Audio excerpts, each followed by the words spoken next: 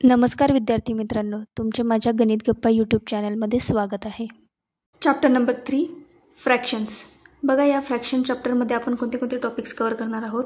Like fraction, finding the fraction of shaded और unshaded part in figure, concept of numerator and denominator in a fraction, arranging fraction in ascending and descending order, how to represent part of whole as a fraction, addition and subtraction of like fraction आणि word problems.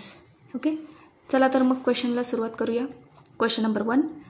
In a basket there are 5 brinjals, 6 tomatoes and 7 potatoes. What fraction of the vegetables are brinjals? Okay, एक basket आहे, त्या बास्केटमध्ये 5 brinjals आहेत, 6 tomatoes आहेत आणि 7 potatoes आहेत. आणि आपल्याला कसलं फ्रॅक्शन विचारलं आहे? What fraction of the vegetable are brinjal. Brinjal ह्या व्हेजिटेबलचं फ्रॅक्शन काय येईल असं विचारलं आहे. तर आपल्याला जर ब्रिंजल ह्या व्हेजिटेबलचं फ्रॅक्शन विचारलं असेल तर ब्रिंजल किती आहेत? 5 हा नंबर कुठे येईल?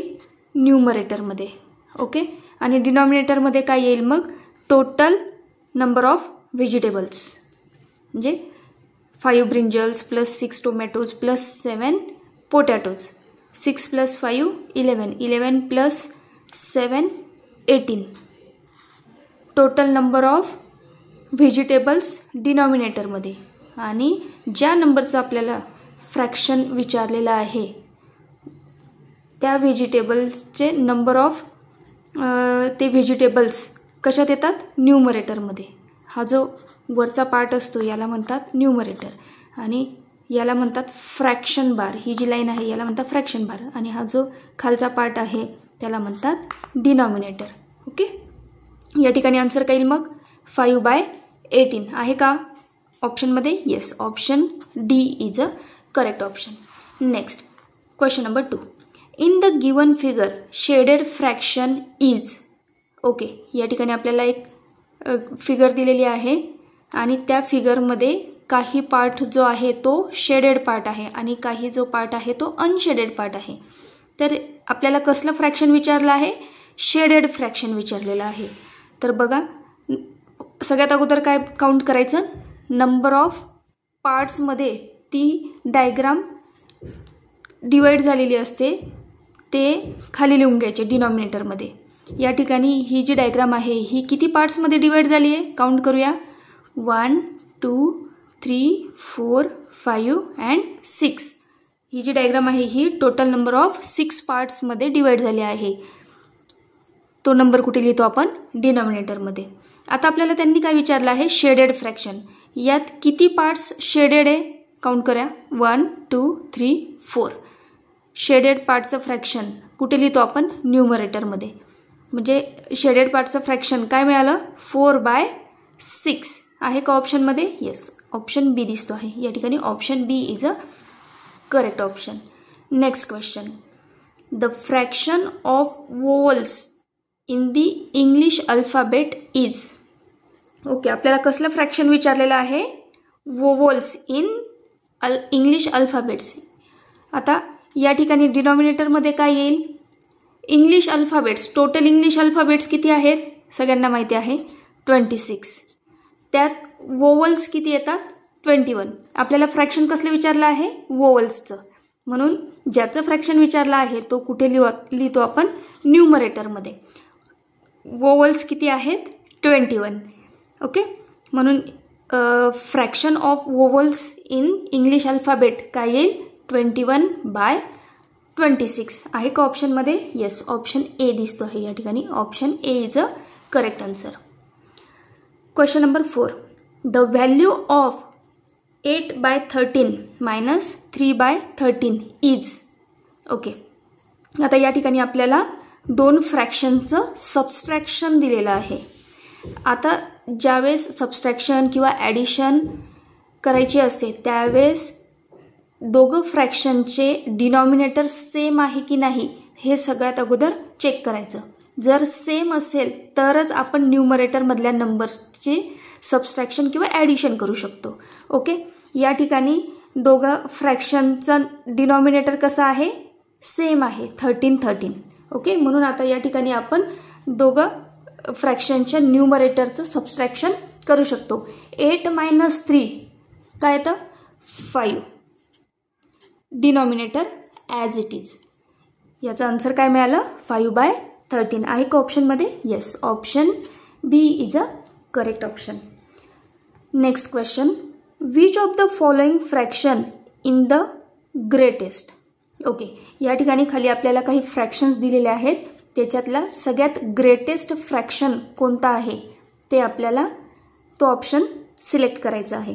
ओके, ऑप्शन ए दिलेला आहे 9/25, बी दिलेला आहे 3/25, सी दिलेला आहे 12/25 आणि डी दिलेला आहे 11/25. तर या सगळ्या ऑप्शन्समधले डिनॉमिनेटर कसे आहेत? सेम आहेत. मग आता आपल्याला न्यूमरेटरकडे बघायचं आहे. न्यूमरेटरमध्ये जो नंबर मोठा असेल तो फ्रॅक्शन ग्रेटेस्ट असणार आहे. ओके, बघा कोणता दिसतो आहे 12/25. 12 हा सगळ्या ऑप्शन्समध्ये कसा आहे? मोठा आहे. म्हणून हा जो दिलेला फ्रॅक्शन आहे हा कसा आहे? ग्रेटेस्ट फ्रॅक्शन आहे. ओके, या ठिकाणी म्हणून काय येईल answer? Option C is a correct option. Question number 6, find the difference of the unshaded fraction of figure P and shaded fraction of figure Q. Okay, बघा या ठिकाणी काय विचारलेलं आहे? 2 फिगर्स दिलेले आहे P आणि Q आणि आपल्याला त्यांचं डिफरन्स विचारलेलं आहे. Find the difference of unshielded fraction of figure P. Figure P चं काय काढायचं आहे आपल्याला? कोणता फ्रॅक्शन काढायचा आहे? अनशेडेड फ्रॅक्शन काढायचं आहे. बघा या ठिकाणी सगळ्यात अगोदर ही जी होल डायग्राम आहे ही किती पार्ट्समध्ये डिवाइड आहे ते पाहूया. 1 2 3 4 5 आणि 6. ओके, होल डायग्राम ही जितक्या पार्ट्समध्ये डिवाइड आहे तो आपण कुठे लिहितो? डिनॉमिनेटरमध्ये. ओके, आता या ठिकाणी आपल्याला फिगर Pचं काय विचारलेलं आहे? अनशेडेड फ्रॅक्शन, म्हणजे जो पार्ट शेडेड नाही आहे असा अनशेडेड पार्ट किती आहेत बघा? 1 2 3 अँड 4. फिगर Pचं फ्रॅक्शन काय मिळालं? 4/6. आता फिगर Qचं फ्रॅक्शन काढूया. बघा फिगर Q ही किती पार्ट्समध्ये डिवाइड आहे? ही पण 6 पार्ट्समध्ये डिवाइड आहे. Total number of divided parts हे कुठे लिहितो आपण? डिनॉमिनेटरमध्ये. ओके, आता ह्या फिगर Qचं आपल्याला कसलं फ्रॅक्शन विचारलेलं आहे? Shaded fraction of figure Q. याच्यामध्ये शेडेड फ्रॅक्शन. आता या ठिकाणी कलर केलेले फ्रॅक्शन चे किती पार्ट्स आहेत? 3 पार्ट्स. म्हणून याचं फ्रॅक्शन काय येईल फिगर Qचं? 3/6. आणि ह्या दोघांचं काय सांगितलं आहे आपल्याला? डिफरन्स. ओके, ह्या दोघांचा डिनॉमिनेटर कसा आहे? सेम आहे. डिनॉमिनेटर सेम आहे म्हणून आपण न्यूमरेटर्सचं सबस्ट्रॅक्शन करू शकतो. 4 - 3 1. Denominator as it is 1/6. या दिलेल्या फिगर P आणि Qच्या फ्रॅक्शनचा डिफरन्स काय मिळाला मग आपल्याला? 1/6. ऑप्शनमध्ये आहे का? Yes, option A is a correct option. Next question, which figure have equal shaded fraction.